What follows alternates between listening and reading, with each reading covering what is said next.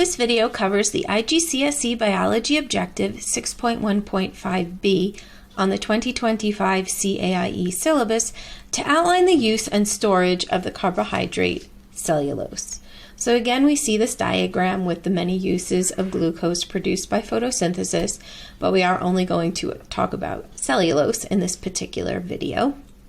So let's talk about what is cellulose.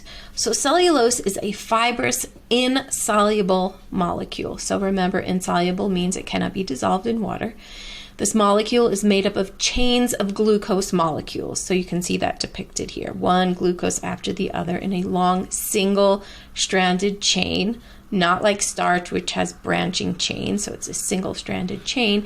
But each of the chain lengths are held together to its neighboring chain with many, many hydrogen bonds. And we've talked about hydrogen bonds before, where hydrogen bonds are bonds between the negative side of one molecule to the positively charged side of another molecule. And so this idea of hydrogen bonds are used in the molecule of cellulose. So what is the use of cellulose? Well, as a plant grows, it's going to be making new cells, and every plant cell needs a cell wall.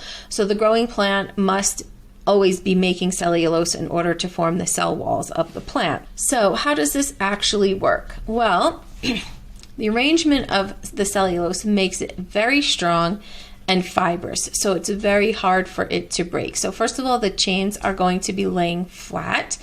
Secondly, they're going to form this net-like structure with the hydrogen bonds within each glucose chain, and that is called a microfibril. And then these microfibrils within themselves are also hydrogen bonded to their neighboring microfibrils, forming something called macrofibrils. And so these macrofibrils are going to form the basis of the structure of the cell wall.